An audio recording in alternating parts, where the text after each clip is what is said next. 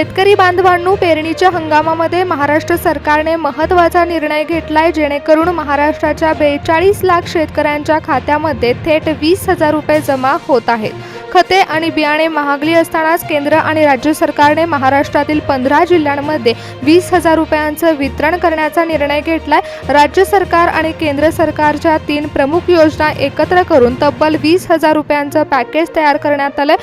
25 जून पासून याचं वाटप महाराष्ट्रातील जिल्ह्यांमध्ये सुरू झालंय. शेतकरी बांधवांनो, गेल्या वर्षीपेक्षा यावर्षी खतांच्या किमती या 30% वाढलेल्या आहेत.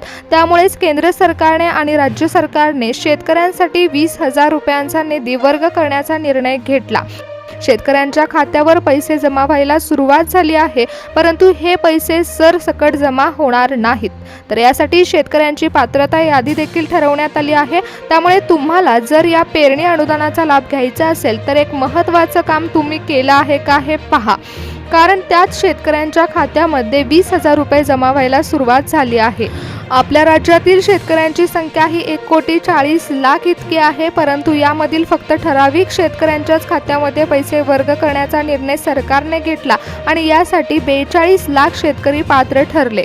शेतकरी मित्रांनो, गेल्या वर्षीच्या पर्जन्यमानाचा डेटा आणि पिकांचं नुकसान हे निकष लावून सरकारने 15 जिल्हे निवडले आहेत आणि या 15 जिल्ह्यांमध्ये आता वाटप सुरू झाले. या योजनेचा पहिला टप्पा आता पार पडत आहे. पुढील काही दिवसांनी दुसऱ्या टप्प्याचं नियोजन केलं जाणार आहे आणि जिल्ह्यानुसार विस्तार केला जात आहे. पण आता सध्याला महाराष्ट्र सरकारने विदर्भ, मराठवाडा तसेच मध्य महाराष्ट्रातील जिल्ह्यांची निवड ही 25 जून पासून हप्ता वाटपासाठी केली आहे. शेतकरी मित्रांनो, 20,000 रुपयांची मदत ही केवळ एक आर्थिक मदत नाही, तर हा तुमचा हक्क आहे. पेरणीचा हंगाम सुरू आहे आणि वातावरणीय बदल देखील होत आहे.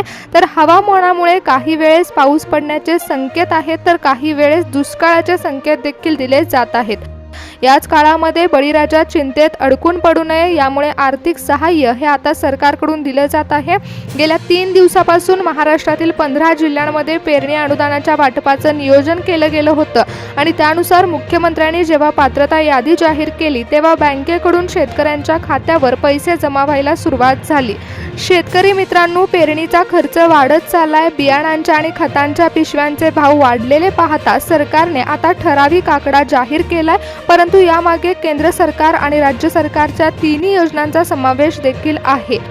तुम्ही जर PM किसान योजनेचे लाभार्थी असाल किंवा नमो शेतकरी योजनेचे लाभार्थी असाल तर तुमच्यासाठी एक विशेष बातमी आहे, कारण आता सरकारने जिल्ह्यांची निवड हवामानानुसार आणि पिकांच्या लागवडीनुसार केली आहे. पात्रता शेतकऱ्यांची ठरवली गेली आहे ती नमो शेतकरी योजना आणि PM किसान योजना यांच्या आधारावरती ठरवण्यात आली. त्यानुसार डायरेक्ट बेनिफिट ट्रान्सफरच्या माध्यमातून पेरणी अनुदान 20,000 रुपयांचं वितरण सुरू झाले. 1,40,00,000 शेतकऱ्यांमधून सरकारने फक्त 42 लाख शेतकऱ्यांचीच निवड यासाठी केली. सरकारने गेल्या 5 वर्षाचा तुमचा डेटा तपासला आहे. तुमच्या जमिनीचा प्रकार आणि मागील वर्षी घेतलेलं पीक यांचा देखील आढावा सरकार घेत आहे. त्यानुसारच तुमची नावं ही पात्रता यादीमध्ये घालण्यात आली आहेत. शेतकरी बांधवांनो, मी तुम्हाला एक सिक्रेट पोर्टल सांगणार आहे, जिथे जाऊन तुम्ही स्वतःचं नाव चेक करू शकता. सरकारी पोर्टलवरती शेतकऱ्याच्या नावापुढे ग्रीन सिग्नल लावण्यात आला आहे. त्यामुळे शेतकरी बांधवांनो, तुमचं उत्पन्न जर 2.5 लाखापेक्षा खाली असेल तर तुमच्यासाठी विशेष बातमी आहे. सरकार आणखीन प्रोत्साहनपर अनुदान शेतकऱ्यांच्या खात्यामध्ये जमा करणार आहे. येथे शेतकऱ्यांनो तुमचा 90% फायदा होऊ शकतो. कृषी विभागाच्या वेबसाईटवरती देखील शेतकऱ्यांसाठी नवीन योजनांची घोषणा करण्यात आली. शेतकरी बांधवांनो, तुमच्या बँक खात्यामध्ये या सर्व रक्कम जमा होत असतात. त्यामुळे तुमची बँक ही जर खाजगी असेल किंवा तुमची बँक जर सरकारी असेल पण ती आधार कार्डशी लिंक असणं अनिवार्य आहे. तसेच सरकारी बँकांमध्ये आता मंत्रिमंडळाने डिजिटल प्रणाली सक्रिय केलेली असल्यामुळेच जलद गतीने महाडीबीटीचं वितरण प्रक्रिया सुरू झाली आणि ही प्रक्रिया 25 जून पासून सुरू झाली आहे. तर ती पुढील 20-30 दिवस तर राज्यभर राबवली जाईल. आता फक्त 20,000 रुपयांची घोषणा झाली आहे, पण यासोबतच नमो शेतकरी महासन्मान निधी असू दे किंवा केंद्र सरकारच्या कोणत्याही मोठ्या योजनांचा लाभ असू दे, त्यासाठी सरकारने 2026 आणि 2027चं बजेटमधील खास तरतुदी दिल्या आहेत आणि त्याचा देखील GR आता समोर आलाय. शेतकरी बांधवांनो, महाडीबीटी पोर्टलवरती शेतकऱ्यांच्या नावापुढे ग्रीन सिग्नल देण्यात आला असल्यामुळेच कष्टकरी शेतकऱ्याला पेरणी हंगामामध्ये आर्थिक मदत मिळत आहे. गेल्या थोड्याच दिवसामध्ये दिल्लीमधून एक नवीन गाईडलाईन आली आहे की केंद्र सरकारने स्पष्ट केलंय की 20,000 रुपये फक्त सहयोग नसून एक आर्थिक सुरक्षा आहे। ग्लोबल एनर्जी क्रायसिस आणि खतांच्या वाढत्या किमती पाहता केंद्र सरकारने आपल्या राज्य सरकारकडे निधी पाठवलाय, पण केंद्र सरकारचं एक वाक्य फिक्स आहे की डिजिटल पेमेंट होत आहे, त्यामुळे शेतकऱ्यांच्या खात्यामध्ये पैसे वितरित होत असताना सरकारी आणि खाजगी अशा दोन्ही बँकांचं वितरण केलं जात आहे। जे डिजिटल व्यवहारामध्ये अपडेट आहेत तर त्यांना महा-DBTद्वारे याचा लाभ जलद गतीने दिला जात आहे। त्यामुळे शेतकरी मित्रांनो, ई-KYC प्रोसेस पूर्ण केली आहे का हे एकदा पहा। त्यासोबतच एक गोष्ट लक्षात ठेवा की बँक सरकारी असू दे किंवा ग्रामीण भागातील खाजगी बँक असू दे, बँकाचं काम हे IT कार्यालयातून पार पडतं, त्यामुळे सर्व्हर जर चालू असतील तर तुम्हाला लाभ व्यवस्थित मिळतो। जर तुमची बँक सरकारी असली आणि बँकेमध्ये पैसे जमावायला थोडा उशीर लागला तर लक्षात घ्या की सर्व्हरचा प्रॉब्लेम चालू आहे। आणि जर तुमचं आधार कार्ड तुमच्या बँक खात्याशी लिंक असेल तर DBTद्वारे पैसे तुमच्या खात्यामध्ये जमा होणारच आहेत। नमो शेतकरी योजनेचे पैसे किंवा PM किसान योजनेचे पैसे जसे तुम्हाला मिळतात तसेच पेरणी अनुदानाचा लाभ देखील तुमच्या खात्यामध्ये वितरित होत आहे। सरकारने 15 जिल्हे निवडले आहेत, त्यामुळे मॅपिंग देखील सुरू झालंय। जिथे पावसाचा पॅटर्न अनिश्चित आहे, जिथे शेतकरी कर्जात आहेत, त्या जिल्ह्यांना जास्त प्राधान्य देण्यात आले। 25 जून पासून हे वाटप सुरू करण्यात आले, त्यामुळे तुमचा जिल्हा कोणत्या टप्प्यामध्ये समाविष्ट आहे त्यानुसार तुम्हाला याचा लाभ मिळणार आहे।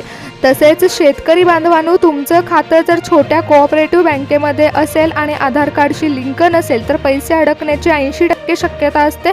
त्यामुळे NPCI मॅपिंगद्वारे सरकार तुमच्या अर्जाची पडताळणी करणार आहे।